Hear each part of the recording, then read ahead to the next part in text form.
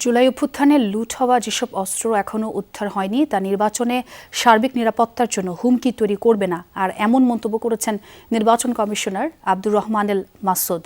নির্বাচন ও গণভোট উপলক্ষে দুপুরে নীলফামারী সরকারি কলেজের হল রুমে ভোট গ্রহণকারী প্রিজাইডিং অফিসারদের সঙ্গে মতবিনিময় সভায় কথা বলেন তিনি। সম্প্রতি উদ্ধার হওয়া পোস্টাল ব্যালটের বিষয়ে সাংবাদিকদের প্রশ্নের জবাবে নির্বাচন কমিশনার বলেন, এই বিষয়ে কাউকে এক বিন্দু ছাড় দেয়া হবে না। একটা প্রেক্ষাপটে অনেক অস্ত্র লুট হয়েছে, কিন্তু আমি যতদূর আমরা জানি যে অধিকাংশ অস্ত্র উদ্ধার হয়ে গেছে।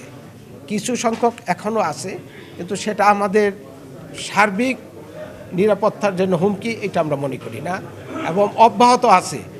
অস্ত্র উদ্ধার এখনও অব্যাহত আছে। রোগ জীবাণু সব জায়গায়, সারাদিন সাবধানে।